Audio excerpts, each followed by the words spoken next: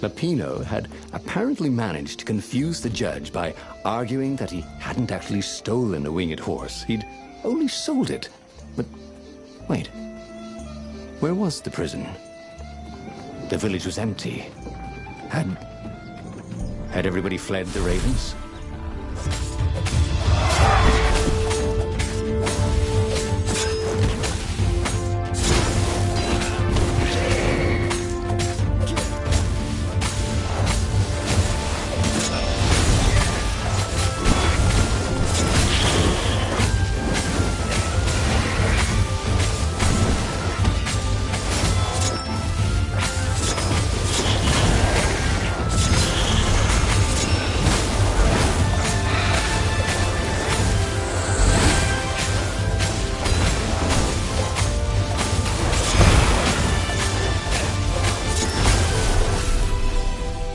The Ravens had taken the town.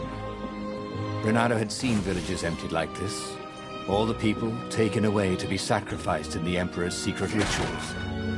Renato hoped the people were just hiding. Renato looked around the empty village. How had he ever imagined Lapino was anything but a traitor? Any honest rabbit would have fled with the villagers.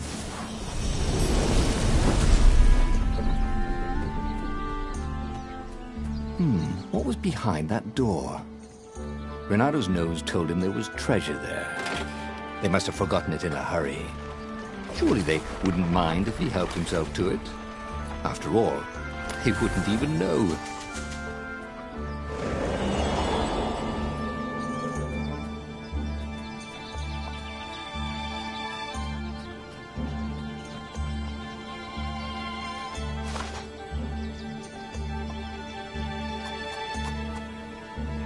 Well, he'd always wanted to do that.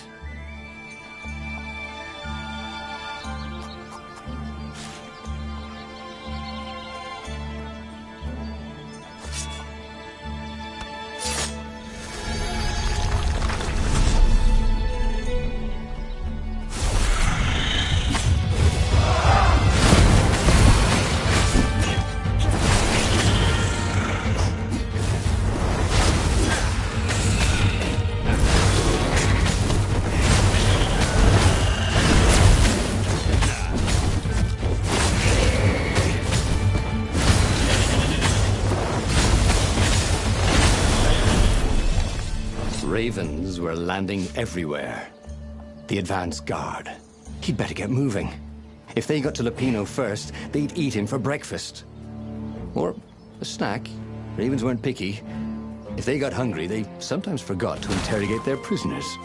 Even top spies like Lapino. Well, unless he really was a traitor, obviously. Then they'd probably pin a medal on his chest.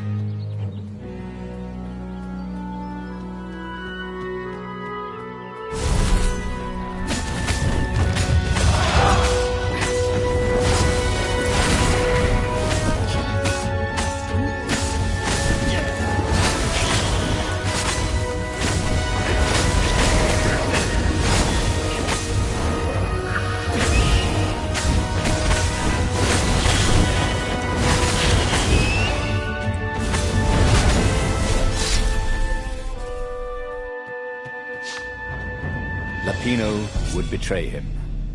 But now Renato knew that. What would Lapino do if he knew that Lapino was going to betray him? Well, he'd concoct some crazy scheme, wouldn't he? That used Lapino's betrayal against him and it would blow up in space. Maybe he was overthinking this. Well, that would be a first. Dirty and bloody, Renato finally reached Lapino. The rabbit was practicing his shuffle. Renato recognized the cards. It was Lapino's favorite deck. Oh, I thought you were in danger. I am. The Ravens are coming. Oh, the prison thing. Right, yeah, see, this guard owed me 53 ducats, so we made a deal. They're very reasonable people, actually, for weasels. Now, I got a brilliant plan to kidnap Zenobia. We capture Zenobia, we find out what she knows, and that's the whole war right there. Easy peasy, lemon squeezy. Capture the Emperor's greatest general, who happened to also be a deadly sorcerer, and, oh, his only daughter? That would be worth it. And it would be nice to see her. He'd always had a soft spot for her. And he felt sure she had one for him. On the other hand, he could still get to the core of the Sky Ripper, even if he couldn't get the whole thing. It must have great power.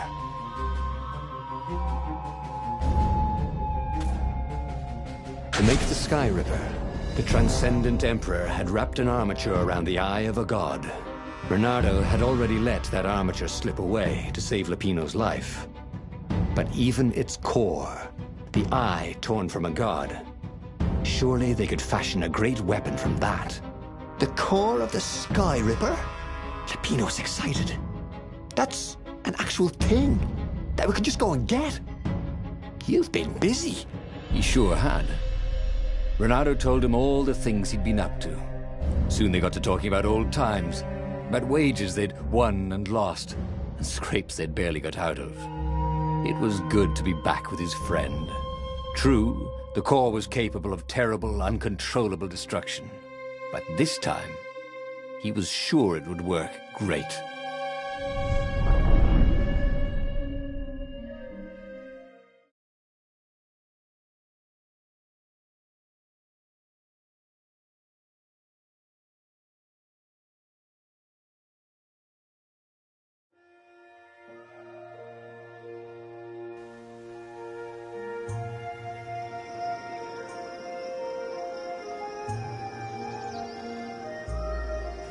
It's beautiful here, thought Bernardo.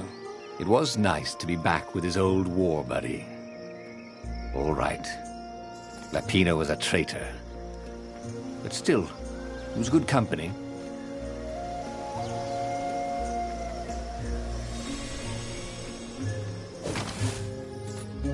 Ah, Zenobia. Now that he knew she still loved him, he wanted to go back to her. But that hadn't worked out, had it? Maybe it was time to find the core of the Sky Ripper.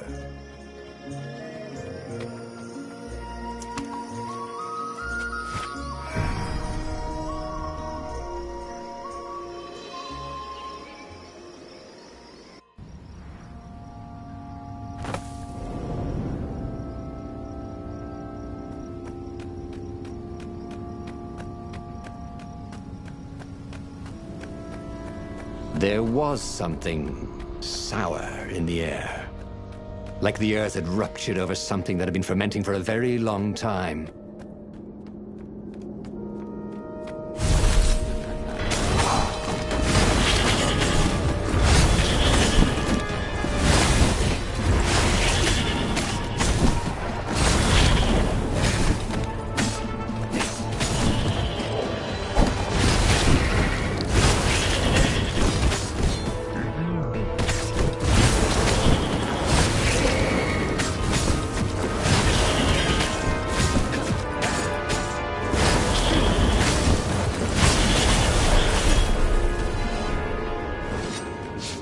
Bernardo felt wrong all over. He could feel an almost palpable sickness in the air. And if the land could have tumors, they would look like these monstrous crystals. The forest was quieter than it had been. There were insects, but few birds. He didn't count the ravens. Bernardo smelled sick animals and dying ones. No healthy ones. I'm getting a bad feeling about this, Bernardo thought. Maybe Lupino was right. Maybe he should have kidnapped Zenobia instead of coming here.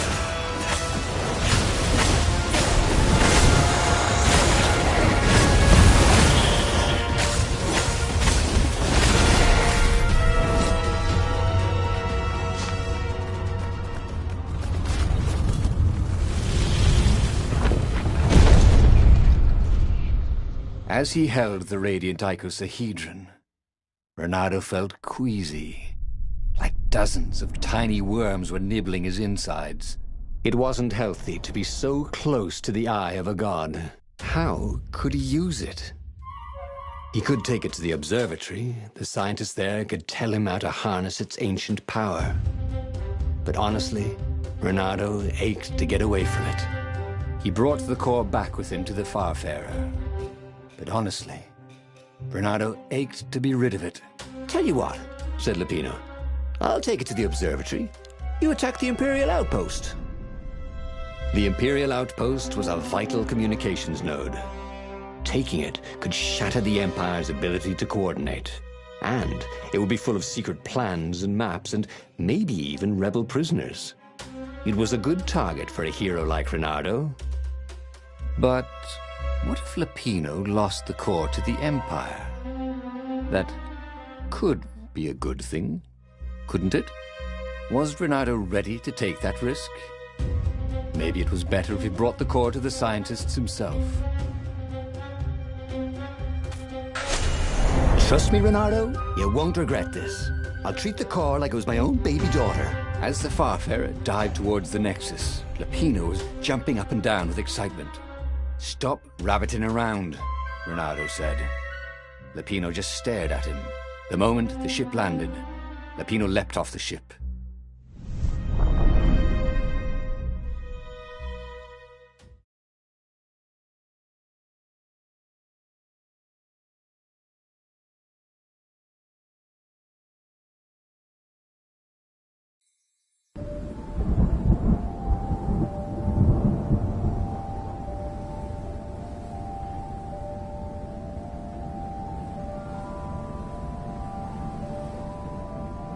As Lupino vanished into the wilds of the Nexus, Reynardo vaguely remembered Lupino had a baby daughter, didn't he?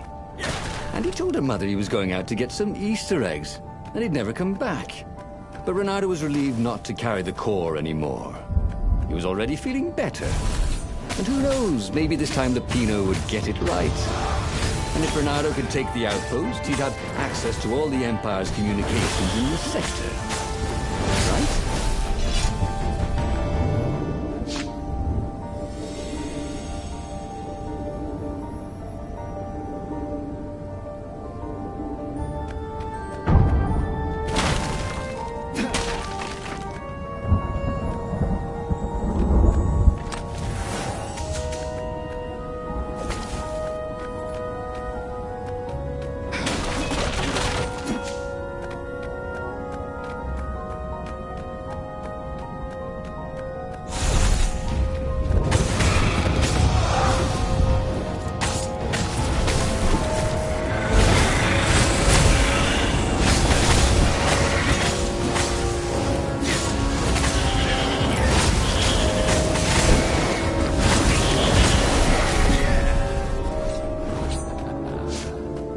Reynardo caught his breath. His joints still hurt, but he couldn't feel the poison in his system anymore. He'd let the armature slip out of his hands to save his friend Lupino. Of course he had to let Lupino take the core. The rebellion needed every man doing his duty. And the Rabbit would be no good taking on an Imperial outpost, right?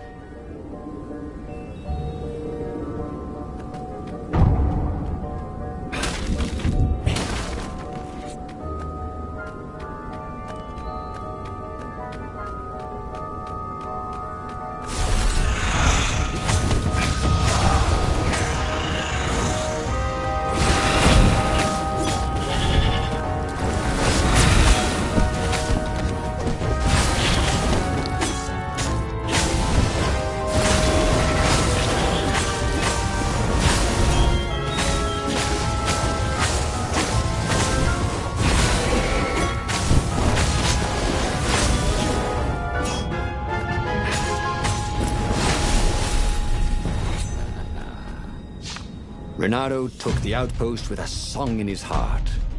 Soon, he was stuffing his sack with key messages from and to the fleet. Then the Farspeaker Toad chortled a new message. The observatory had been sacked by ravens. Lupino and all the scientists had been taken to the mountains. Why? Why had he trusted Lupino again? And now the Empire had the core. Reynardo hailed the rebel base to warn them. But their Farspeaker didn't close back. Was the base under attack too? knew what was going on at the base. But he knew what the Ravens would do to Lupino if Renato didn't rescue him fast. Well, actually, he wasn't exactly sure. It kind of depended on whether Lupino was a traitor or not. Renato just couldn't bring himself to believe that. What are old friends for, if not to need rescuing every few days?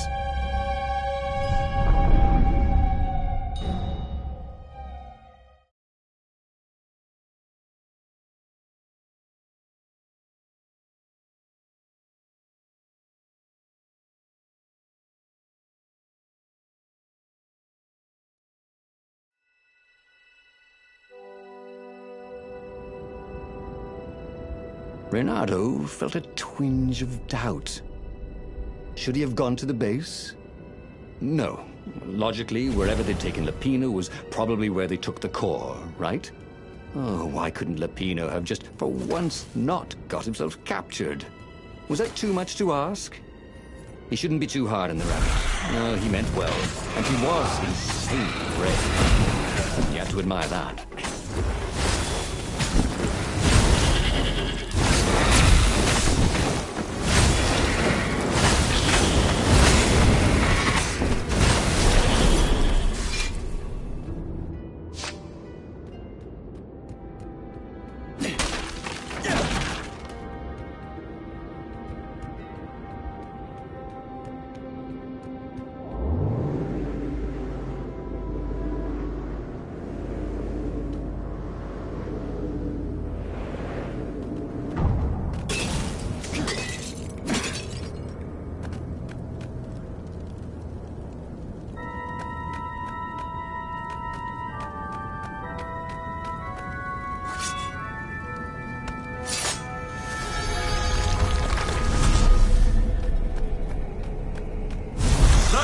Boys! Caught the lead, Raven.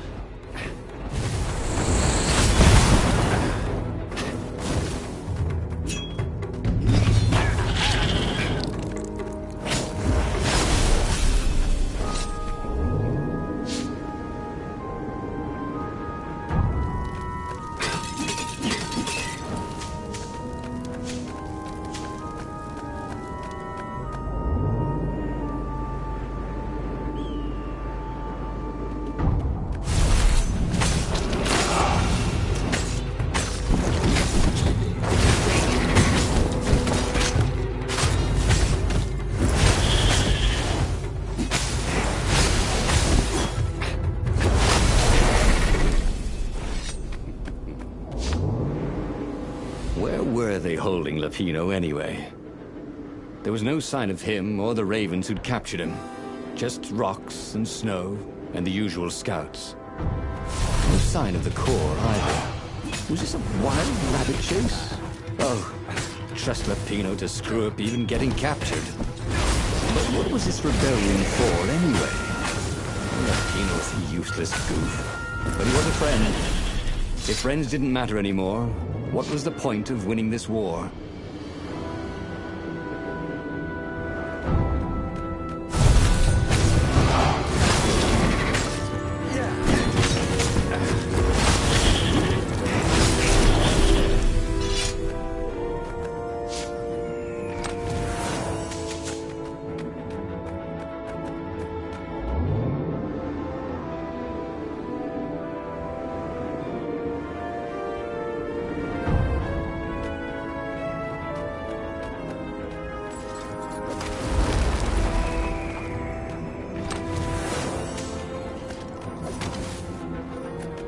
Okay, let's get this over with, and we can all go home.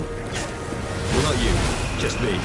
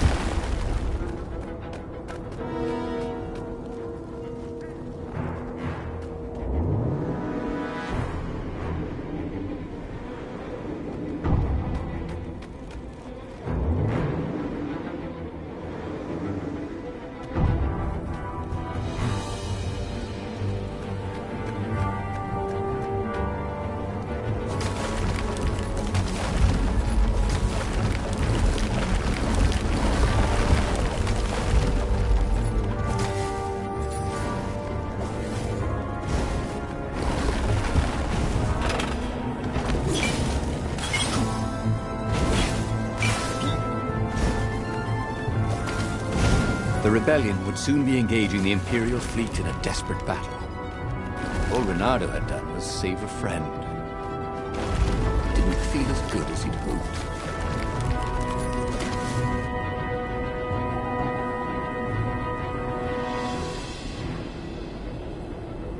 At the end of the mountain path, Reynardo came to a clearing. There was a campfire, raven feathers, and... oh, Lupino's lucky deck of cards. Well, that wasn't good. Reynardo hoped Lupino would not try to cheat his captors at cards. Ravens were much better than weasels at counting, and they had a very poor sense of humor. Then, he saw what he had hoped never to see. Fresh scraps of rabbit fur. Ragged and bloody, ravens would eat anything. By Grabthar's hammer! Reynardo screamed at the sky. I will avenge you! The rebels had assembled their fleet. Ahead, the clouds were dark with Imperial ships. If he could reach the Emperor before the rest of the rebels did, maybe he could settle this without too much bloodshed. He set sail, and the Farfarer shot forward.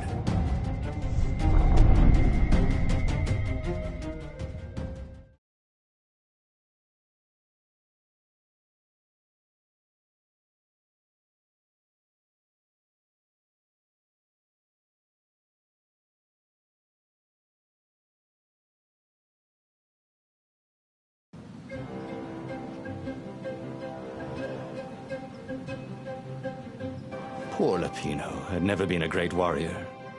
The Mad Rabbit was good for a lark and a laugh. And a pint. The thought of ravens eating him made Reynardo furious. The way they were eating up the land. The way the Emperor was eating up the people with his new, bloodthirsty ways. He would make them all pay.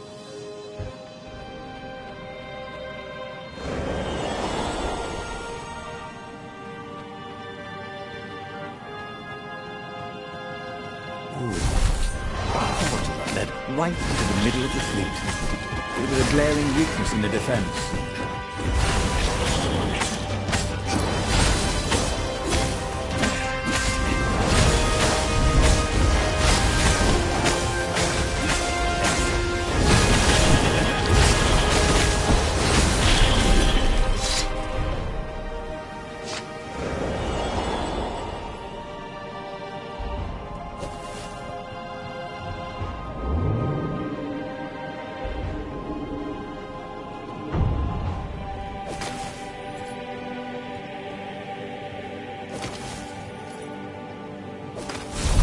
The Raven Room, talking to her son.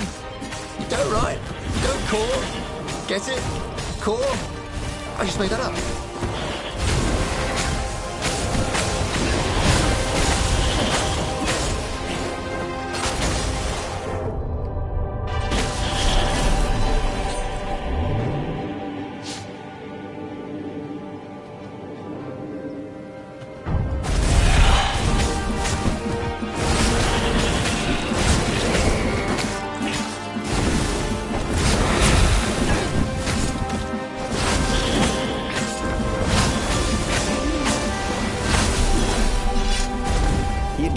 Every objective to save his friend. He'd given up the armature, the core, the gem, and even Zenobia. He loved Lupino, he realized. And now the rabbit was gone. A hero looks out for his friends, even when they're gone. He would send Lupino an honor guard of ravens to serve him in the halls of the Valiant. He would avenge him.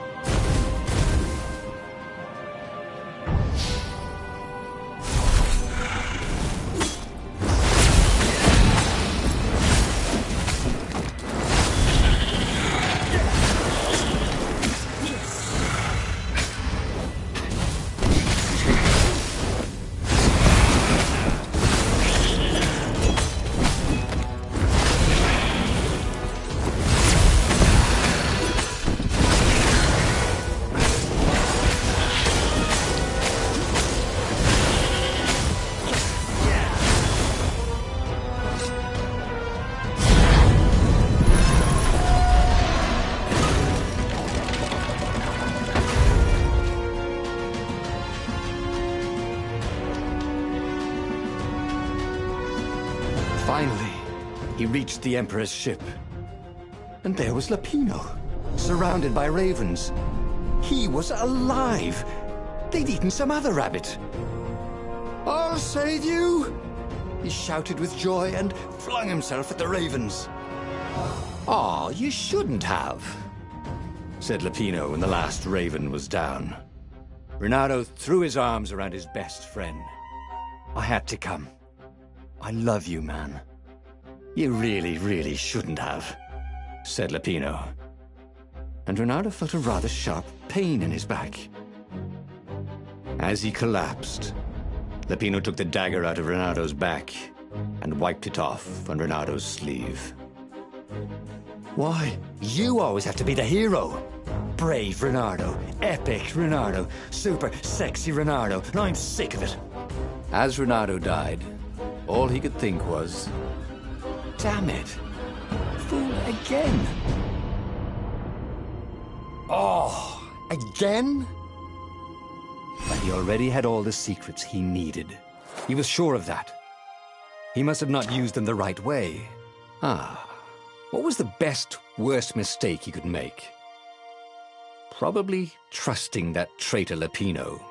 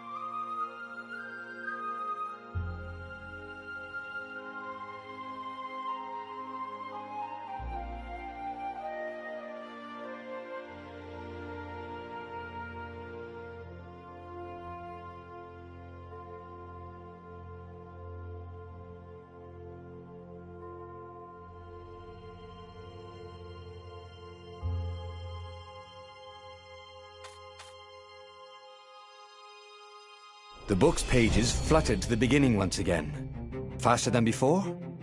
And he fell. The clouds parted over the Isles of Boreas. It was time to choose. The rebellion was in trouble. Ravens were scouting for the secret rebel base. They needed a game changer. Pieces of the Sky Ripper had surfaced. Renato knew that using it could go catastrophically wrong. But he was sure he could figure out how to use it safely. Also, a temple had risen out of empty desert. The Iblis Stone was hidden there. It was a dangerous artifact. It could corrupt its user into a bloodthirsty monster. Maybe he could find a way to use it, to take its power without surrendering to its wickedness. And also, his old friend Lupino needed rescuing. Of course, Renato had a pretty strong suspicion that Lupino had betrayed the rebellion. And he had a gut feeling that he needed to use that to his advantage. Every child knew about the Sky Ripper. The Transcendent Emperor had buried its pieces deep. And then, this Emperor's horrific sacrifices had brought it back to the surface. Renato wasn't exactly sure how to use the legendary weapon. But surely, there must be some way to do it without provoking another catastrophe. Had he, somehow, summoned the long-lost components of the legendary weapon out of the deep places of the Earth? It was more than Renato could fathom. But if he could find a legendary weapon, he would use it.